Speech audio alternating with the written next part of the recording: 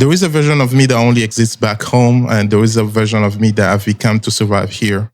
Which one is real? Which one is fake? So, ladies and gentlemen, welcome to Deli Lifecast.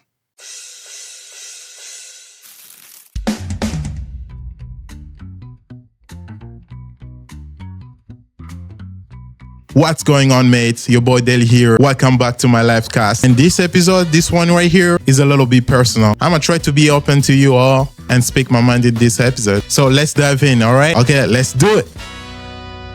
Deli delicious. He's kind of suspicious. Where does his mind always go? The guests, they all shivered since they'd been delivered on Deli's Lifecast show.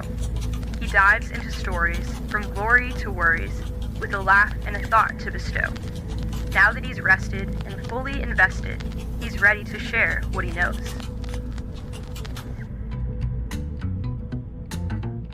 So today we're talking about faith, homesickness, and how I learned to be real, even in a place that feels nothing like home. So for anyone who's ever felt out of place, homesick, or had to put a version of themselves just to get through a day, this one is mine. Not just because I lived it, but because I'm still living in it and I know what to do. So I got in California during COVID time. I didn't know anyone. I didn't speak the language. Everything was distant and different. I remember the streets were like empty. Everything looks unfamiliar. I missed home. Not just the family, but the food, the greetings, the music, the vibe, like everything. But I missed the version of me that makes sense when I was a kid. You know what I mean? Back home, even the day was stressful, I knew how to handle it. But here, I didn't even know where to get a haircut. There were days I missed home so bad and it hurt. And other days I was surrounded by people, but still feeling invisible. I even caught myself pretending, changing my voice, my clothes, my smile, my laugh, just to be accepted. It was so damn hard, so I started changing. I would adjust my accent when I talked, like speaking so slowly, for example. I would dress a certain way so I didn't stand out. But when I got here, every time when I was about to go out, and people gonna be like, dude, you dressed up.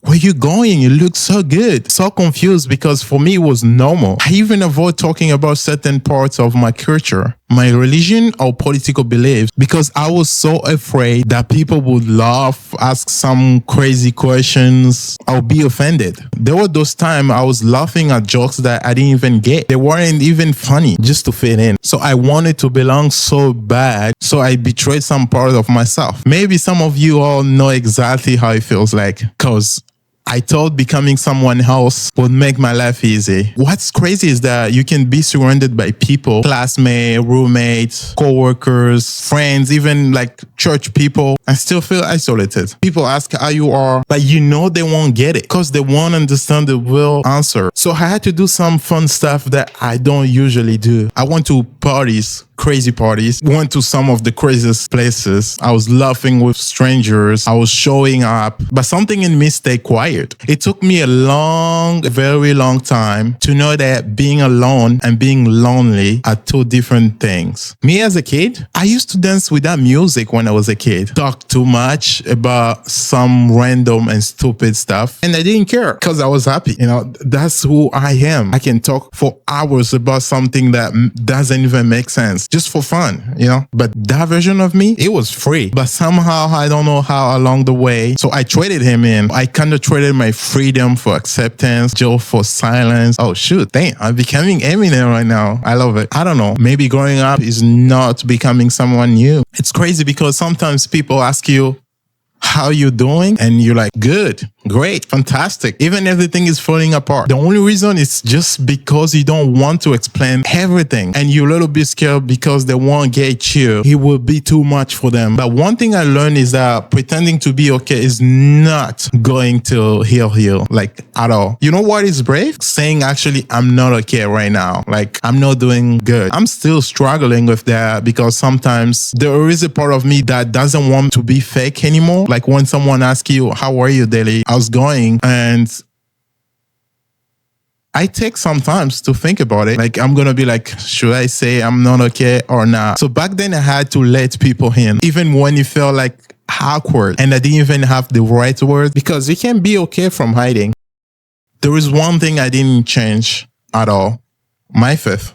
Because some days I was feeling like my faith was the only familiar thing I had. When I didn't have friends or didn't even recognize myself, I was still like 100% sure I still had God. I was feeling invisible, tired, just going through some emotional stuff. And I remember that I was seen by him. I remember those times my dad used to call me a lot. Like it will call me for hours, because he knew something was going on with me because of the big change, of course. Because since I was a kid, I was a people person. Like I worked on my church. I worked with kids on Sunday school. So yeah, I was around people all the time. So I used to play soccer on my street with my friends. So everyone, even like in my neighborhood, they knew me. So he knew I was feeling lost. There was those days I was so upset about myself, so tired, so angry. Days I was asking myself, what am I doing here? Why did I choose to be here? What's my future gonna look like? But little by little, I felt like God showed me that I didn't have to understand everything. I had to go one day at a time. And my family was there to support me.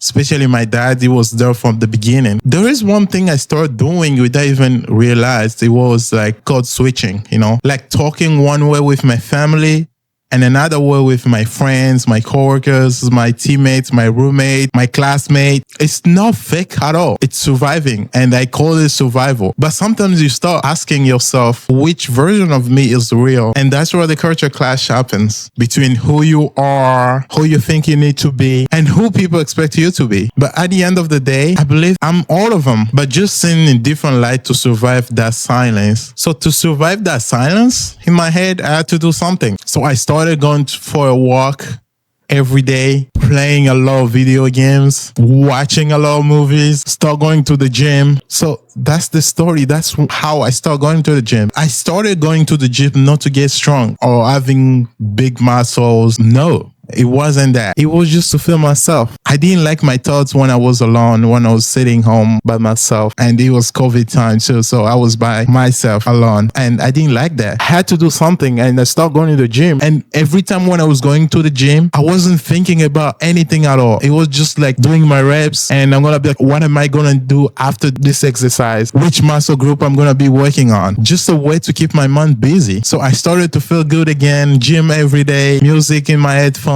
walking. I was happy again. I was myself. And one of those Mondays, I was just walking and I saw some random people playing soccer. So I stopped. I was just watching them having fun because I love watching people having fun. I feel like every time if I see someone smiling, laughing, I'm just so happy too, because I'm like, oh, look at this person. They're really enjoying life. They're really happy about what they're doing right now. So I love watching that. That's one of the reasons I watch sports. I see people just going like emotional, I love that. So I saw them playing soccer and I didn't join them because soccer is something I used to do a lot when I was back home with my brothers. I have a lot of brothers, by the way, and I used to play soccer with them every weekend. So it was something that I was missing too. So when I saw them playing, I was just enjoying. And then I walked away. I went back home. And next week, same thing. I walked past and watched again. But that time was different. One of those guys just waved at me and was like, oh, you want to play with us? I didn't even had boots.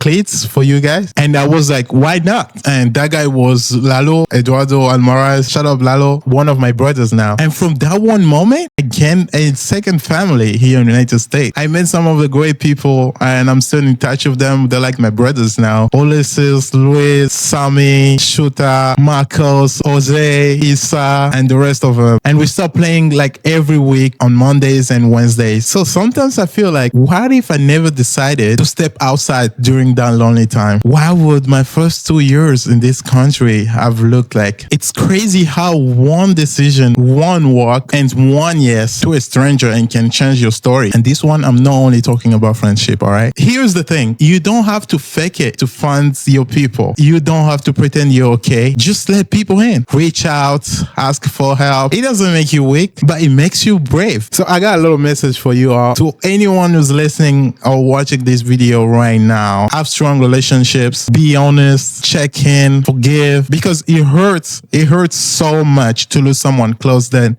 someone random. So if you want to protect yourself, protect your relationships too. Sometimes we grow up so much in a new place we start to think, I don't recognize myself anymore. Change doesn't mean you lost who you were. It just means that you evolved. You have developed. You are not the same and you're better than who you were yesterday. For me right now, I feel like the new me is not a stranger at all. It's just the old me with more layers, more grace, more of some stuff, cool stuff. I'm still Deli here, just more grounded, still the same heartbeat, even in a different lane. So missing home, missing a relationship, missing a place doesn't make you weak. You know what it does? Doesn't make you fake. It makes you human. And now I believe faith doesn't mean you always have to be strong. Sometimes it just means to showing up one more time. That's it. Easy. So here I am still showing up. And I'm good. So thank you for listening. Thank you for watching. And if you haven't subscribed yet, please do it right now. And don't forget to like the video or leave a comment. And now it's time for me to go to the gym. And I'll see you next time. Deli's out.